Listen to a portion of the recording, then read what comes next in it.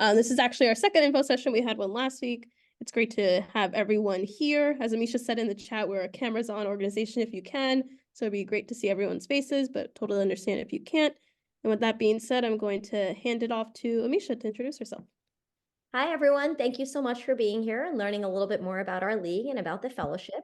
My name is Amisha Modimata. I came to the league, it's going to be almost 11 years ago, with my kids who came to camp. I didn't know anything about debate, but they fell in love with debate and the organization, and I did too. And I've been involved in a variety of capacities, from volunteer to debate coach to board member, then board chair, and now as the executive director. I absolutely love this organization. I think that it has so much to give, not just in what we're able to do for students, but in the community that we build, not just for our students, but for each other as well. It's really a wonderful place to be. And we believe strongly that how the work environment is what's reflected to our students. So we try to make sure that it's the same for us internally as it is externally. As you can see from the slide, I am a lawyer. I practiced at Latham and Watkins when I started my career. And then I spent some time doing a lot of community building stuff when I was home with my kids. And I am thrilled to be back here at the league and really privileged to be able to lead this work and our team. Great. So hi, everyone. My name is Ariel Gallegos. I'm a program manager here at the league. I'm also a proud alum of this league. So I debated with this league when I was in high school. Afterwards, I worked part-time here. I did Teach for America for 2 years, and we're that big of a family that I came back. So really excited to be here.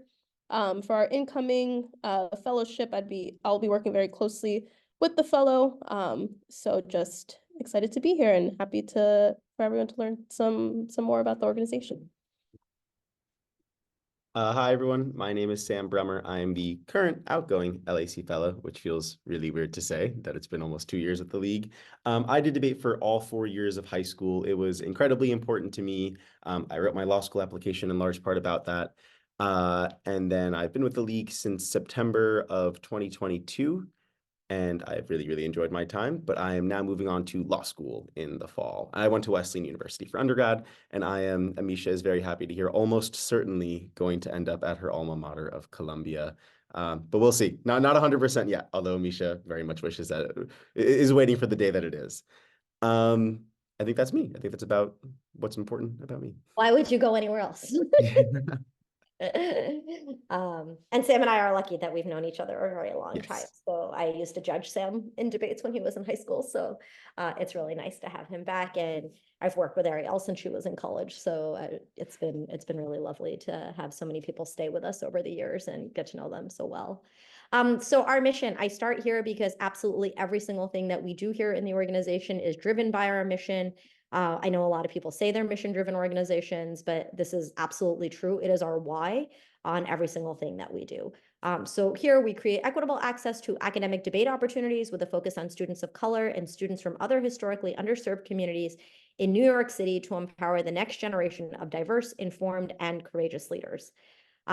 Bit of a mouthful. We worked really hard on rewriting our mission a few years ago.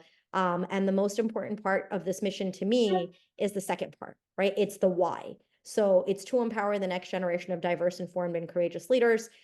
It's really about giving kids the skills that you get from debate. It's not debate for debate's sake, but making sure that they get those critical thinking skills, the literacy skills, the public speaking skills, the self-advocacy, all of the things that come from it, and the awareness about issues that really matter to them so that they can become our next generation of leaders. So again, it's super important to us, and it really does drive everything we do. Okay, we're really big. We're the largest urban debate league in the country. Last year, we served almost 3,100 students from 209 schools. This year, we're probably on track to serve somewhere between 3,300 and 3,500 students from probably about like 230 to 250 schools. And we say that because there's still a bunch of tournaments to go. We just added a tournament yesterday. So maybe that number is 41 now. We run a lot of tournaments. Not all of those students participate in all of the tournaments. You'll see in a bit how we divide kids up, but we do run a lot of tournaments. So I hope you like debate tournaments because that's how we're going to be spending lots of our time. Okay, so this is a little bit confusing, but a really important thing about our league. So because, like, as I said, we're all about creating access. I think those of you that are involved in debate know that traditional methods of debate access have been around. You know, you don't have to pay the entry fee for a tournament, or they've been about like, we'll give you a free judge. I think access in reality is really about a lot more than that. Teaching debate, it's kind of like I say, if you bring somebody to a national park and say, well, you don't have to pay to get in, now go climb this mountain, but you've never seen a mountain before, that's really hard. So it's similar to that. It's kind of like, okay, how do we meet people where they are and bring them with us? So traditional methods of debate learned by osmosis maybe isn't necessarily what's best for the kids that we are serving. So we have a number of programs. On the widest part of the pyramid is our district program. So New York City is made up of 31 different school districts. If you didn't know that, that is a very interesting fact we learned. We are in many of the districts, as you can see. And what we do there is that we have tournaments just for the district. That's where we serve elementary school students. They do something called pre-debate. So it's a one contention case with a 1-minute crossfire. We also serve middle schoolers there who do a full round of public forum debate, but it is around a topic that's more accessible. The tournament also takes place on a weekday, so there's not the additional lift of coming on a weekend, and it's a really great entry point for students. Then we have our Literacy Collaborative, which is a program of the Department of Education to get all kids on grade level literacy by the time they leave middle school. They now use debate, they've been doing it for 10 years. They use debate as a way to help with literacy skills. They have about 4 tournaments a year, and they happen on Saturdays. So it's a little bit more of a lift. It's people from all over the city. So the competition varies a little bit as opposed to when you're just in your own district. Then we have our open league, which is kind of the league that most people are familiar with. Any school can become a member. It more like closely looks like a CFL or a local league. Anybody can join. We have parliamentary debate there, as well as public forum. We still write the topics in middle school, and in high school, you have the option of doing our public forum topic or the national topic. Something that's important to us is that when we talk to our students, they often tell us, you know, I say, what do you want to do when you grow up? They say, I want to help communities like mine. And I say, okay, well, what does that mean? And then there's a lot of silence. And what we find is that our students are really interested in a lot of, in making change, but they don't necessarily have had the opportunity to learn about that. So it's about writing topics that give them the opportunity to learn about things like what causes poverty, what is institutional racism, and then making that topical. So unlike policy debate, it's not a K that you would run, but it's something that it is topical. And then finally, we have our most competitive portion of the league, which is our Wake Forest Dream Team. It's a partnership with Wake Forest University. The students are doing Lincoln Douglas debate. They're traveling all over the country, and the hope is that they will all get college debate scholarships, not because we think that they wouldn't get free tuition for any school that meets all of demonstrated need, but because we want to give them a structure, a support network as being first-generation students. So we want to make sure that there's adults there to support them, and also, you know, other upperclassmen where they have a built-in kind of safety system. Also, our goal is that everybody makes it, right? Or at least some students make it from the widest part of the pyramid to the narrowest part of the pyramid. So we do have travel teams from the district program. So again, the idea is you can't fall in love with debate if you've never had a chance to try it. So the idea is that you have an opportunity to try it at the district level, and then maybe you're like, I don't want to wait. I don't want to just have one more tournament this year. I want to go to tournaments every month. And you can do that in the open league. And the goal is that instead of having just a couple of kids from schools, you'd be able to get a wider team across the district, and they would still come and feel like they're part of a big squad and have some of those opportunities. We do have students from our district program that are on the Dream Team. So it's not just an idea, it actually has happened. And we're really excited. And as you can see, the league is roughly broken down 1/3, 1/3, 1/3. Again, we're very life outcome focused. So I don't really care if you never win a debate tournament, or even if you ever win a round. My goal is that you keep coming. And that's really how people get the skills. So we give them a lot of opportunities, and kind of however they come up. We're really creative about things. Sometimes we schedule them very last minute because we have an amazing idea and we don't want to put it off until we can think about it more. We want to make sure that it's available to our students. The picture on the left is from our students going to the Hayden Planetarium because all of our district students are debating about outer space. And one of the reasons that students struggle sometimes with reading comprehension is because they don't have enough background knowledge. So the idea was, let's take them all to the Hayden Planetarium and give them an opportunity to really have a hands-on experience to learn about outer space. You can see also that some of our students got to participate in the ringing of the opening bell at NASDAQ on the International Day of the Girl. Our tournaments often have candy bars, ice cream bars, just different ways of making it fun. Even if you didn't win, you could still have had a great day. You can see all of our sticker design. You get a sticker for every tournament you go to, so it's a collect them all situation. We also give out points similar to the NSDA, 3 points for a loss, 6 points for a win. But the way we calculate our awards at the end of the year is such that no matter if you lost every single round, but you came to every tournament, you're still going to be a gold debater. And again, the idea is that just keep coming. And really, it's impossible. You can't go to every single tournament and lose every round. You'd have to try really hard to do that. So the goal is that, again, the focus, everything we do revolves around our mission. So the goal is that you keep coming and that you keep learning and that you get better against yourself. You don't have to be the best speaker in the tournament. You just have to be better than you were the day before. I'm going to pause there on programming to see if anybody has programming questions, and then we can go into LAC. I'll let you do that, Sam, if you want. Yeah. Programming questions? Okay, if none, we can then jump into a little bit of the LAC and then the details of the fellowship. To just first tell you what the Lawyers Advisory Council is, it is currently 34 members who are all serving 2-year terms. Because they're serving terms, because we have new members coming in, new members phasing out, it usually hovers around that 30 number for the past few months. But the 34 is just where it happens to be today. 25 of whom are private sector attorneys. A big chunk of them are partners at major New York City law firms. 9 of them are public interest attorneys, including 4 federal judges. The reason that those are the 2 things that we flag, the 2 sub details that we choose to give you, is because for anyone that hasn't started the whole law school deep dive yet, one of the main ways that law schools are measured are by their outcomes, and specifically their outcomes of sending people to major firms and to work for federal judges.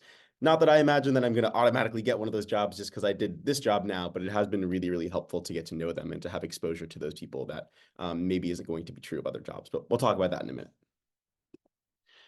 We can talk a little bit about what the LAC actually does. The main thing is that they serve as ambassadors for the league, ambassadors of the league. That looks like very different things for very different members. It is very member driven. So one of the firms that we work with a lot has quote unquote adopted one of those district debate programs where they come and they bring judges to most of those of that district's tournaments. They, give little t-shirts for the district and all sorts of things where they basically are big partners to that specific district. So they get to see those same students growing year over year and tournament over tournament, which is really great. Providing enrichment opportunities. So maybe they'll come and have a speaker from their firm join us and talk about something that might be relevant to our students or the topic we're debating. Hosting tournaments, summer camps, and other events. There's often overlap there too with the enrichment opportunities. This past summer, those Wake Forest Dream Team kids, they were hosted by the law firm Selendi Gay, and one of their partners, he just joined them as a partner because he was previously serving on the January 6th investigation for the United States House. And so he came and he spoke to the kids, and I got to go listen to him speak, which was very, very interesting to me, just like it was probably to the students. They also were heavily engaged with our gala planning and sponsorship. Again, that looks like very different things for very different firms, but we have a gala every year. We've honored the Solicitor General. We've honored Preet Bharara. This year, we're honoring Gurbir Grewal, who is the Director of Enforcement for the SEC. And it's been really cool to get to engage with all of those people and engage with all of the ways that the firms approach that. To make it a little more general at the end, just generally bringing the league to their network. Maybe that's remembering former opponents or former teammates who are now at other firms that they can expose us to, so on and so forth. Just generally trying to think of ways that they can support the league in ways that fit their firm, their firm's values, so on and so forth. A little bit of the logistics of the actual fellowship. So it's an approximately 2-year commitment. There is a specific start date, September 9th. We'll get to the timeline in a little bit, ending around August of 2026, but that's going to be flexible depending on post-fellowship plans. Compensation, $64,350. That's a very specific amount because that means that the position is salaried exempt. That means that is the salary. There isn't overtime. It's not hourly. You don't need to clock in or clock out. You get paid the same amount every 2 or so weeks. That's how it works. Also given a monthly subway pass, which is very, very useful for those of you who do not live in New York City. That is a very good benefit that you should not sleep on. Similarly, full health benefits, including eye and dental with no employee contribution. That's another very, very good benefit to have. And then vacation, 10 days vacation, 2 days of personally significant holidays plus your birthday, 3 personal days, 5 sick days, also a pretty good amount of compensation there. When you aren't taking those vacation days, you'll be working about 40 to 50 hours per week. That usually includes at least 1 or 2 evenings a week and 1 or 2 Saturdays a month. But whenever there's a Saturday, there's always a comp day. So if we're working on Saturday, maybe next Friday we have off so we can get a long weekend, or maybe this upcoming Monday we have off to get some sort of rest, so on and so forth. We usually decide on that as a staff to sort of see what works best with us. We are in person with some limited remote work, but mostly in person at our offices at 25 Broadway. You can sort of see the wonderful space behind Ariel and me. But you should be prepared to be at that office basically every day, Monday through Friday.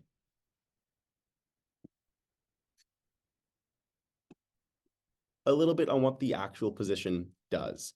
To be honest with you, this slide was really, really hard to write for us because it is a really dynamic role. You're sometimes in office. You're sometimes on site at a school with a tournament. You're sometimes working on a really large task. You're sometimes working on something that's really, really small. You're sometimes working on really high level planning. You're sometimes proofreading documents, really granular tasks. You're sometimes doing something on your own, sometimes something as the entire staff. You're sometimes leading a project, sometimes assisting. Sometimes you're working with students. Sometimes you're working with donors, or really anywhere in between. There's a ton of different work that you get to do. Every day really is different with different tasks and different skills. You really do get to stretch yourself out in different ways. And so because of that, you're eventually going to find out a good handful of things that you don't know. So you really do need to be willing and need to enjoy learning and being flexible to what is needed. The type of work that happens is on the next slide, but to really put it in one sentence, it's generally just helping Amisha run the league by taking simple tasks off her plate, assisting her with larger ones, and just being a thought partner. Some examples of what those tasks might look like at a tournament. All of this will happen in the same day, where you're room running, which is basically just popping your head into different debates and making sure everyone is where they're supposed to be. You're doing some math to figure out how many pizzas each school needs to get. And then you're also maybe networking with the district partner to make sure that they're happy with the way the tournament is running, that they have faith in what we're doing, so that way they continue to work with us. And you might be working and networking also with potential contacts, because sometimes people will come and judge and they'll say, hey, I'm actually an attorney at such and such firm, and they might be a good fit for the LAC. And so you need to, again, instill faith in them that we're doing something meaningful here and we know what we're doing. For the gala, this is a huge project. Tracking sales of tables and ads, coordinating and editing the program book with our designer and all of the different firms and corporations that are sponsoring us. You need to get their materials, send them along, make sure they fit, yada, yada, yada. And then generally assisting with the event planning and execution, because we don't have an event planner for our gala. Development, preparing slides for event planner. It's us. Yeah, we're the event planner. You're looking at them. In fact, tomorrow we're going to go to Whole Foods to pick up flowers for the gala. Development, preparing slides for board, LAC, and FPAC meetings, making sure that they deliver the message that we want them to. Assisting with supporter management, so that's, managing the relationships with those people who are big supporters of the league, the LAC, the FPAC. For context, the FPAC is the Executive and Finance Professionals Council. It's sort of the counterpart to the LAC, for those who were not smart enough to go to law school. They didn't make the good decision to go to law school. Working on holiday cards, that's a big push every November, getting ready for the holiday season. City council funding management, every city council member gets a big chunk of change that they can distribute to nonprofits as they see fit. And we want to show them that we are a fit cause for them to distribute their money. That has actually been the impetus for a few of our programs, is getting that city council funding. We can then approach the school district and say, hey, we can offer this to you at no cost, which is really appealing to those school districts. Lastly, some administrative tasks might look at like Google Suite adjustments. So if we have a new employee, making them an email account, tracking student participation after each tournament through the big spreadsheet, ordering awards for all of our tournaments, making sure we have enough to recognize our students. Really, again, a huge variety of things. And it wouldn't be abnormal for any number of these things to happen in the same day. Amisha, you want to take the commitment? Yeah, absolutely. Hang on one second. Ariel, no worries. Okay. It's a great job. It's an opportunity to learn a lot. The reason that it comes with the salary that it comes with for somebody who's just out of school. and only going to be here for 2 years is because it is also a massive commitment. You basically do need to be available all the time. You won't necessarily be needed all the time, but things come up all of the time. Our students, our coaches need a lot of flexibility. Sometimes, when you're busy teaching all day, the best time that you can reach people is in the evening. Similarly for donors, they work all day. This is something that they do as volunteers in their free time. That's when they have time to talk to us. There's a lot of people on our board who don't get to league stuff until Saturday, and then I'm working with them on Saturday. So we do need you to be flexible. Yesterday, we had somebody ask us, to put together a presentation for them sometime mid-afternoon, and we needed it for 9 a.m. this morning, and everybody worked together to get that done. So it is, we do a lot. We like doing a lot. We're not afraid to do a lot. Like I said, we put together a trip for over 400 kids to go to the museum in just a couple of weeks. We didn't quite realize how crazy it was going to be, but that doesn't mean that we wouldn't do it again, because it was an opportunity for our kids and it benefited our kids. I really can't stress this enough. So for anybody who is kind of like it's not something you can do something else with. It's not a job where you can also have a evening, I'm going to go coach a debate team. It is a job that is it's kind of what you're going to be doing for the next 2 years if you decide to apply for this job. It doesn't mean that there's stuff all the time, and we are somewhat flexible. So if you're busy, if you're kind of here and we're doing a lot of stuff, and then you're like, okay, it's a quiet period, and you're like, I have, friends in from out of town and I want to grab lunch with them in the afternoon, that's fine, as long as we talk, you let us know. So it is flexible, but I would plan on working a lot because that is what the job is. It is at least 1 to 2 Saturdays a month. Those are all tournament days. There's very little other Saturday work that happens, but occasionally things do come up. Somebody needs something, we have to get something out. I'm kind of feeling hey, I'm just there's too much going on and I want to take Saturday to just get everything together. I might shoot Sam a text and be like, hey, can you share this document with me? Or send me over this, or, because I'm working on it right now. It's typically not come in on the Saturday and work on Saturday. You do have to have really fantastic organizational skills. There's a ton going on, as you can even tell from this meeting. There's just a lot happening. You have to be able to keep track of all of it. It can't be that there's too much going on. You have to figure out how to manage that. So you have to have good organizational systems, and you have to take notes, and I go really fast. I'm a little all over the place, as I will tell you. And you just kind of have to be able to keep up. Ariel's fantastic organizer, and she is going to be there to kind of help you do that. But if you don't have good organizational skills, this will probably not be a good fit for you. You have to be able to work independently and collaboratively. So we work together as a team a lot. I really do care about what our team members have to say about things. So we really spend a lot of time talking through ideas. That's why our meetings are super long, because everybody really wants to weigh in and I want to hear what everybody has to say. But then you also need to be able to say, okay, we talked about this project, and you need to be able to go do it on your own. So we are looking for somebody who's extremely responsible and mature and ready to do it. And then you have to be self-motivated, right? We're not going to tell you every single thing that needs to be done. You need to be able to say, hey, I recognize that this happened last time we did something like this, so here's what I'm going to do to get ahead on it. Or someone mentioned this in a meeting, I'm going to go take care of that. So it's a fantastic opportunity, but it is a big responsibility. The expectations are high. And again, the time, I just want to stress that. You're not our hours are typically 9:30 to 5:30. You're probably not going to go home at 5:30 every night. There will be evenings. We let you know when we can let you know. Sometimes it's unpredictable, work comes up, or we're kind of in the middle of a lot of things, and we have to do it. So if that's something that's important to you, to have kind of very set hours and you don't have the flexibility, again, I don't recommend this. This is for someone who's kind of willing to do that. I would think of it as the nonprofit version of being a paralegal at a big firm. Speaking of big firms, we can talk a little bit about the development of it, the sort of fellowship aspect of the position. One of the more flashy things, the one that we have on the slide there, is unique access and exposure to the legal and corporate worlds. So as when I started this job as a 22-year-old, I was able to get to know the board, the LAC, and people who are now our FPAC members through specifically through monthly lunches with the LAC members. Is really, really interesting to sort of get to see what those are like, what that aspect of the corporate world is like, and just getting to have conversations with these people, ask them how they got to where they are, ask them what they think about the jobs that they do, and getting to do that across a variety of people in very different fields. I got to have lunch with a federal judge, which is really, really cool and not something that most people my age were doing. But I was able to do that and sort of ask him, like, what's that like? Like, do you get a phone call to get appointed to be a judge? Like, the answer is yes, you get a phone call to be appointed to a judge, but it was just really, really interesting and not something that you're going to find at most other jobs. Invitations to corporate DE&I events. A lot of our partners, their firms will host events at various points throughout the year, and we get the benefit of them inviting us. So we have access to all of our partner firms. They'll think of us and shoot us an invitation. And so we can really get to dip our toes in a lot of different happenings, which is very, very cool. Mentorship from Amisha, again, who went to Columbia Law School and was in the big law world for a bit, and daily work with Ariel. They are both very, very good at what they do. They are very, very helpful. And then so beyond just the sort of like future development of getting to know what the legal world looks like, it's also a very helpful position to just get better at working. There are definitely a bunch of things that I've learned here that I'm glad that I learned here as opposed to learning in law school or after law school.